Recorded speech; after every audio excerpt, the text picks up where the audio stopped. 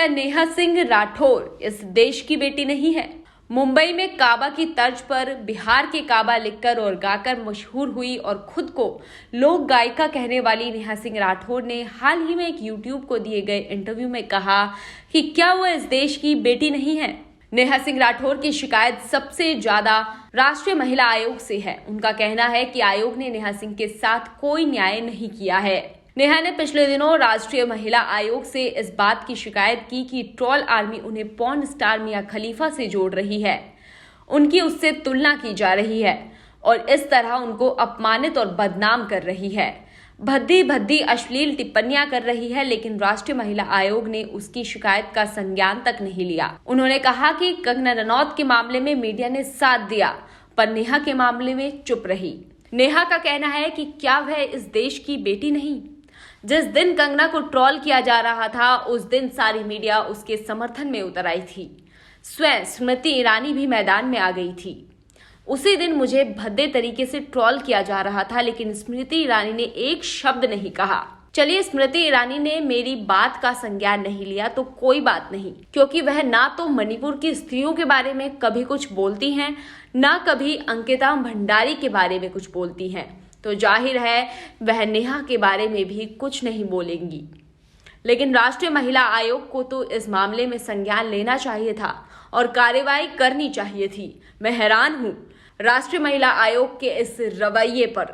भरे आंखों से उन्होंने अपनी पीड़ा व्यक्त की है, लेकिन साथ ही साथ उन्होंने किसी से ना डरने और पहले की तरह निडर होकर अपनी बात रखने की बात की। उसने यह भी कहा कि वह भारतीय जनता पार्टी को ट्रोल आर्मी से ट्रोल किए जाने से डरती नहीं है, बल्कि उनके हौसले और मजबूत हुए हैं और वह अपने गीतों से उस ट्रोल आर्मी को करारा जवाब देती रहेंगी।